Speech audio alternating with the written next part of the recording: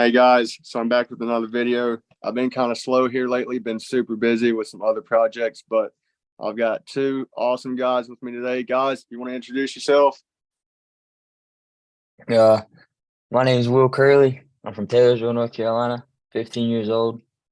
I ride 250B class. Where it's at. Oh, all right. I'm Corbin Smith from Midnight, North Carolina. 17. Uh, Run C class. Yes. All right. So give us a little bit about some background on you and how you got started racing, Corbin. All right. Well, I think I was about 11, and I originally wanted to race four wheelers, which was just horrible idea. But my mom talked me into riding a dirt bike, and I got on this 65, and I guess it's history from there. I guess. I mean, I That's started typically racing. Started racing like 3 months later, something like that, and that's typically how it goes. Will, how about you, man? And for I think it was my fourth birthday, I got a PW50. I just started riding around the yard. And then about a year later, went to the racetrack and just kept racing from there. Been doing it for 11 years. Now, what is it about the community or the sport itself that just is so attractive? Like it's not made for everybody. I mean, you look out here and you see all these guys getting injured, not only guys but women too. But and then they come back in like 6 to 7 months. Why do people want to put themselves through pain just to be able to ride? Well, what is it about the sport? I think it's because it's just so much fun, dude. I mean, really flying through there on a motorcycle is more fun than almost anything else you can do. yeah, I think it's the adventure part of it, the adrenaline rush. It's just it's just different being on a racing a dirt bike. Like you don't get nowhere near that adrenaline rush whenever you're sitting there on the gate, lined up with 20 other riders, and you're sitting there nervous as all get out. You're just ready for that thing to drop. It just way different. It's more for like people that are more adrenaline junkies. I feel like it's more of a sport for people like that than it is for your average like athlete. Yeah, it's definitely a sport that I mean we've seen it, and let's not jinx anybody or jinx it on anybody, but I mean people's died from the sport, Mm-hmm. and they say go out doing what you love, but I don't think it's really meant to be taken that serious. But accidents happen, and they're really you really can't avoid them. I mean, I went up to Daniels Ridge this weekend, just bought a brand new bike, went out there and decided to have a little bit of fun. And I got me a new pair of boots, but I don't know if I didn't break them in or if the suspension was too stiff. But I wake up this morning, my ankle's the size of a damn softball. That sucks. But you still got to get up and go to work. So I pushed through it. But Will, what's your take on it, man? I mean, I guess, yeah, people can die from it, but still, I think it's an adrenaline thing, and it looks really cool too. It looks a lot cooler than throwing a football around. Yeah, for sure, man. The motocross. What'd you say, Corbin? I said the girls love the motocross. That's what I'm in it for. That's for sure. Well, maybe back when I was about 16, 17, 18, around that age, I'd be the same way. But Oh yeah. I'll be 27. I think Wednesday. I don't know. I gave up keeping up with it a long time ago, man. Enjoy y'all's youth while you can, because once you start hitting about 23, that's when it's just gonna start going downhill. Let's talk about some tracks, some local tracks, or just tracks in general. Come on, throw out some names. What tracks y'all want to talk about? We can talk about 221 Cathy's Creek. Yeah, let's talk about some of them tracks. 221. That's a fairly new track to North Carolina. Yeah. And I mean, it's good enough to where it's attracted pro riders. I mean, the track gets gnarly, it gets deep. Not only that, but the main thing that surprises me, and I'm sure that y'all have been out there to experience it, it'll be raining practice or towards the end of Friday night practice all the way up until Saturday morning. You go out there and it's just slop. And Chris Fortune and them guys get out there and they get the job done. And when it comes time for second motos, that dirt is prime. Yeah, it really is. And with it being sand like that, the lines, they're always different. Every single lap is a different line. Yeah. Corbin, have you ever been out to 221? Yeah, I've been about 3 times. It's a real fun track. It's really, really fun.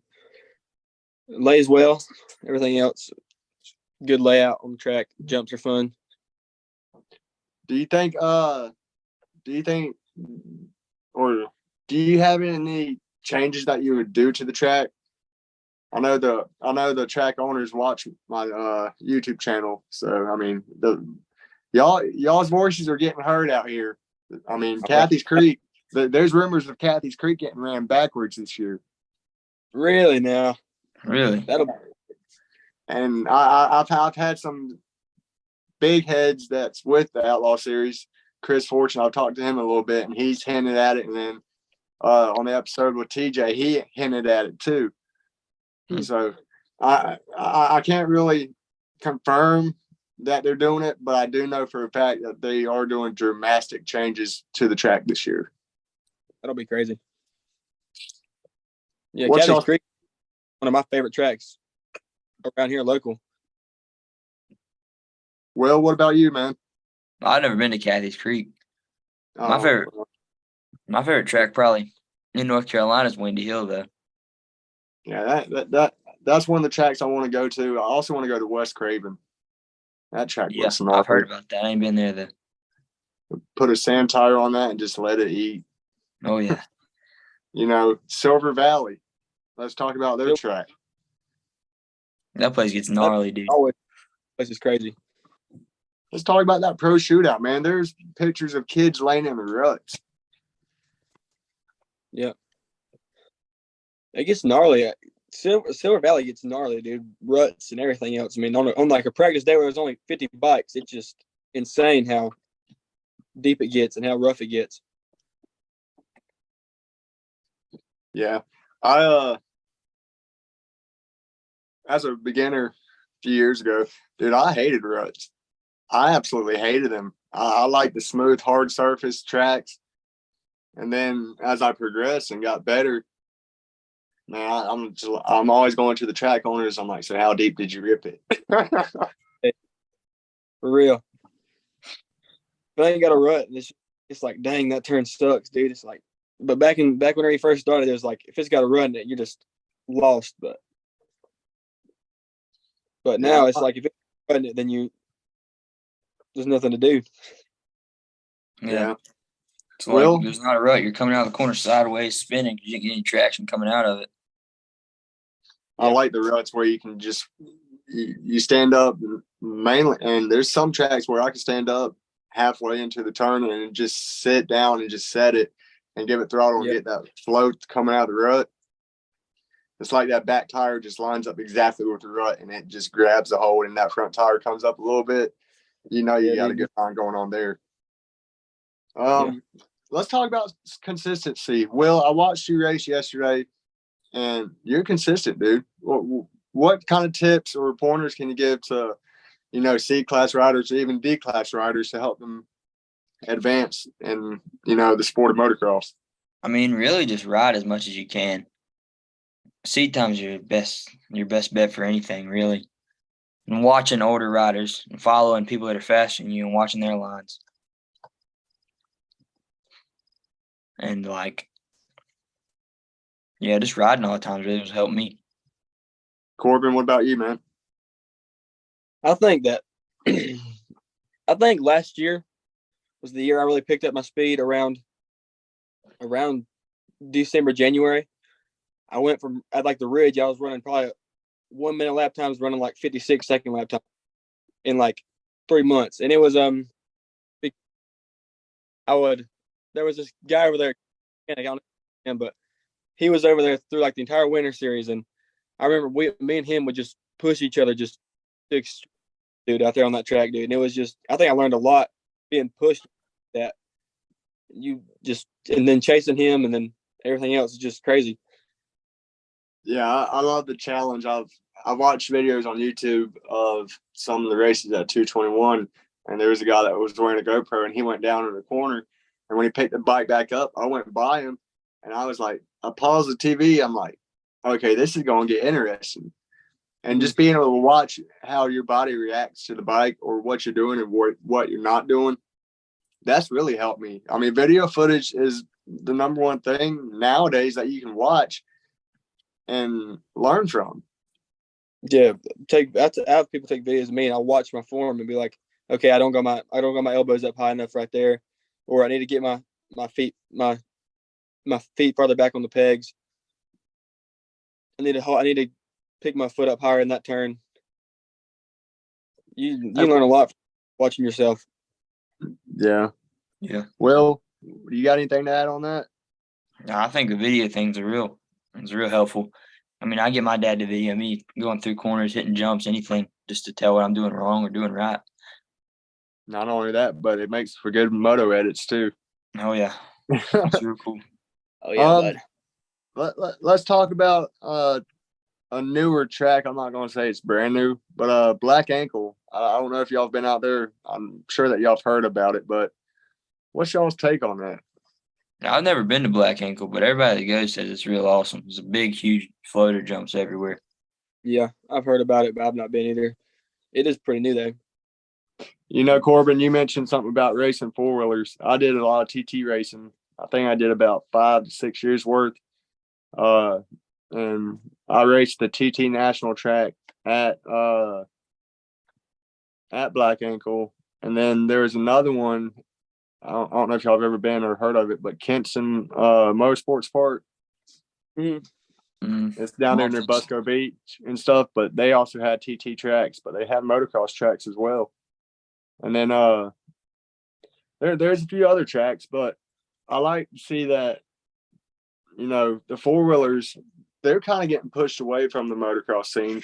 I don't like it just because I've raced them before, but and then the track owners if a rider messages a track owner, what do you think the response should be if they were to tell them no? Do you think it should be like all caps no?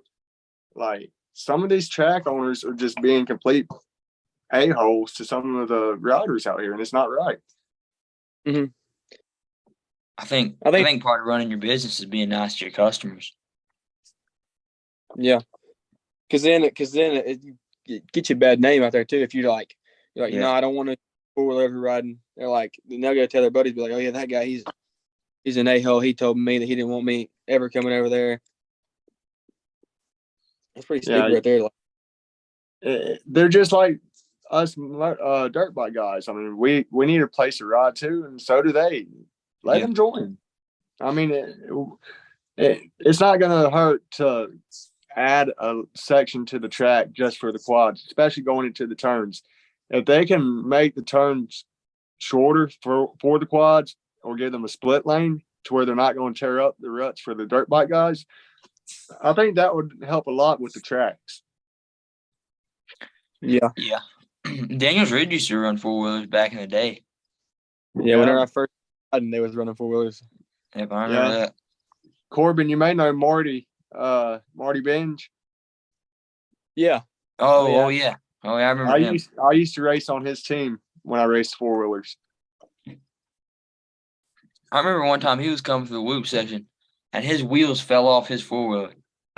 He's known for that, dude. At Friendship Speedway, we were doing an intermission show, and he was out front, and he was going through a turn, and his left rear tire just pops off, and I'm coming around the corner. I just see a tire bounce, and I look back, and I see Marty just sitting there staring at his four-wheeler. I'm like, bro, you and tires just don't get along. No, but I definitely would like to see the four-wheeler bike counts improve a little bit, but the track owners and promoters need to help out with that too. They need to play their part in it. Yeah. Let's talk about y'all's future goals for this year. What do y'all have planned as far as series, classes, and achievements that y'all want to achieve? I think we're just gonna try to race as many places as we can. Go to Muddy Creek, go to Cathy's Creek, go to Top Gun, go to 221, everywhere. And I think we're probably gonna hit a couple North Carolina hare scramble races too. Yeah, I thought about it. And them hare scramble guys, they come to tracks and they're fast. I mean, and that's from riding in the trees like that. Yeah, I went to Big Buck a couple weeks ago, and I mean I've never done any woods racing, but I definitely would give it a shot. It's a different ball game, man. I've done a couple, and after that hour and a half, you're beat. Yeah. Yeah. Actually, Josh Toth came over here and rode at the house last Monday. And it was insane. Him and his brother came and rode, and I mean, it was crazy how fast they were. I mean, those guys like stand up every turn. I mean, they rarely sit down. And they're just quick. Mm-hmm. I don't know if y'all have noticed, but back when I was a kid and watching Supercross, you'd see people sitting down in turns. And now with these younger kids coming into the game, they're standing up all the way through the turns. What do you think that the kids are going to do for the sport of motocross? Like Deegan and Lawrence? I mean, just kids in general. I mean, even the local guys. I think you're always going to see like Tomac and people, they're going to be on top of your wins list. But I think the kids are good for the sport. Keeps it going. Keeps it entertaining. I love, like, at the Ridge, there's these little kids, and I go over there. Last time I raced last Sunday, and that was the first time I raced since, like, July, dude. I mean, it's crazy. I mean, people that, like, you ain't seen in a while come up to you and be like, hey, dude, what's up? Little kids that come up to you, they'll be like, so where you been? I seen you riding in a while, dude. Crazy how big of an effect you have on, like, these younger audience. And, like, you ain't even got to really do anything. I mean, they'll just come. They'll be like, I don't know if you know him, Dano or whatever. He'll come up to me. He'll be like, what are you doing here? How come you ain't been riding? It's just crazy. Like, I mean, I think you got to have, it just keeps like generation on generation. Like, I'm sure, like, I know that whenever I have kids, I know that they may not want to, but I mean, I know that I'll give them the option to race. And then I'm sure they'll give their kids the option to race as long as they can. Yeah. I agree with you on that, man, especially pulling up to a local track or a series that you're very familiar with and you get very close with the other riders, racers, and parents, and just people that come out and watch. Yep. I mean, that gives you something to look forward to, not only whenever you go up to the racetrack to race, but to have that friendship bond. And it's a good environment, dude. I mean, all the negativity goes away. I'm not going to say all of it, but because, there is a little bit of drama at tracks, but yeah, dude, it's a getaway. It's crazy. Yeah, it really is. So chill. I mean, you like a baseball game, and like some of these little league games, parents will get so mad at their kids if they ain't doing good. Which, I mean, I know some parents that are like that to their kids in motocross too, but I mean, like, most people ain't. I mean, like, most people ain't as, what's the word, like mad or like tense about this stuff. Like, most people go to like the racetrack to relax, just have a good time, watch their kid ride. And then the P-Dub class comes up, and then you got parents running all across the tracks, yelling at the kids and stuff. Yeah.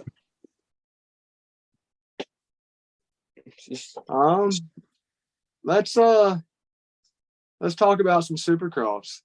Man, it's getting wild out there. It's getting thin lines on the championship. It really is, man. Being 2 points apart. That's crazy. Let's talk about Tomac. They announced that he's going to race outdoors and then do the 3 rounds of, I guess it's the Super Motocross, whatever it is, Supercross. Yeah.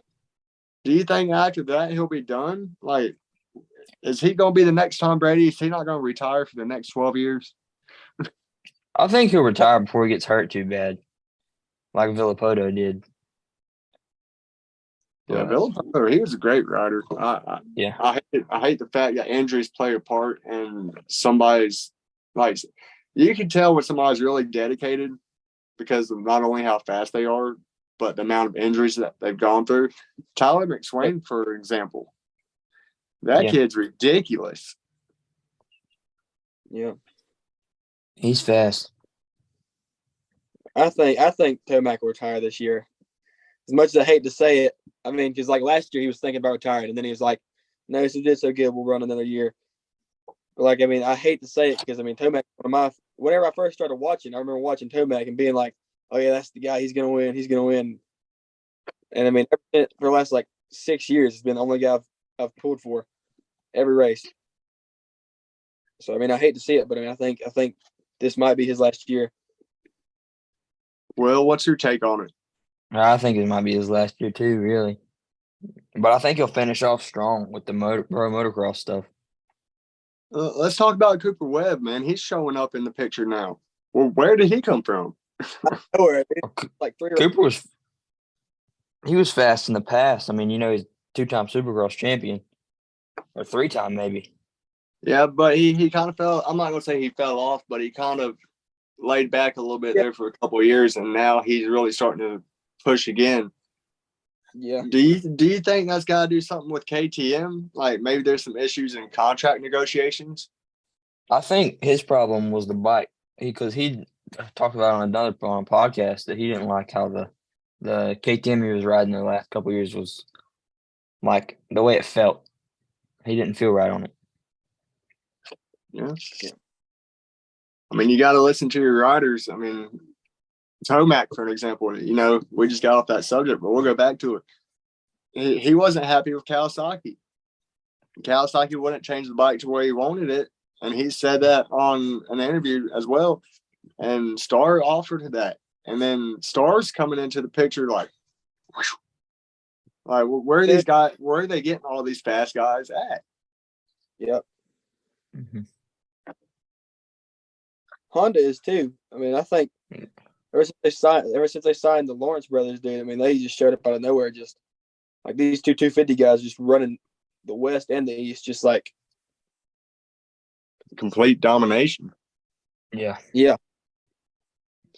Yeah, Jet. I'm ready to see Jet on a 450. I mean, it'd be nice for Tomac to retire and Jet go out there and win a championship his first 450 year, but I mean, Jet's got the potential, and so does Hunter. Yep. Mm-hmm. Those two guys will be guys in the 450 class whenever they do move. Yeah, they'll be the group of guys to watch. The brothers going at it, man. I don't want to be in between them when they're racing. Mm-hmm. Yeah. I mean, you heard Jet call Hunter stupid the other night. I mean, I don't know if y'all heard that, but yeah, I heard it. He made a mistake and he was like stupid or idiot or something like that. And I was thinking to myself, what? He's like, well, I guess I can talk about him like that because he's my brother. Yeah. Let's talk about Hayden Deegan. Dude, that's impressive. I mean, I don't really like the guy, but I mean, it's impressive to go and get a heat race, your second Supercross race ever. Yeah, he wasn't as consistent as he has been in the past 2 rounds, but he even fought it out with Hunter a little bit too. Yeah. Mm-hmm. You know, it's scary to know that the kid just raced Futures a few weeks ago and is in championship contention right now. Yeah. What do you think about Futures? Dax, he's got it all the way, man. Oh yeah, I like Daxton. Yeah, he's I've got a couple buddies that go and rides out at his compound a lot, and they say that he's a really cool guy off the track as well. Yeah, we've been up there a couple times. Well, y'all need to hook me up, man. I'd love to go out there. We got you. Big bet. Is there any sponsors that y'all want to give a shout out to? Definitely Running Lights beverage. It's like a new energy drink beverage. They hooked me up. They got me a whole new set of graphics and a helmet and everything. Sweet, man. Sweet. Corbin? I guess the company that Dad owns, Cody Smith Construction. You can plug that, I guess, and I guess the YouTube channel too, because I ain't posted on it in 4 or 5 months either though. But 108 Dirt Master. Man, you know, I really wanted to do this for the local guys. I see all these big pros getting interviews and podcast episodes. And then I got to think, I was like, man, let me try to get some of these North Carolina guys out here. And then when I interviewed Landon, dude, it took off. I was like, okay, I'm on to something here. So I'm definitely going to continue to do it. And then I really didn't have time to get footage at Daniels Ridge Sunday. I was messing with my bike a lot. But I definitely look forward to getting back out there to Daniels Ridge. It's a great track, great facility, great environment, great people. I mean, Will, me and you had one hell of a hole shot, dude. And the way that you passed me, dude, it was super clean. I love that adrenaline, especially when you're like bar to bar, which is what we were. I seen your front tire coming. I started scooting over a little bit. But, man, y'all are a really good group of guys out there, man. Oh, yeah. Really appreciate that. Yes, sir. Is there any other topics that y'all want to talk about?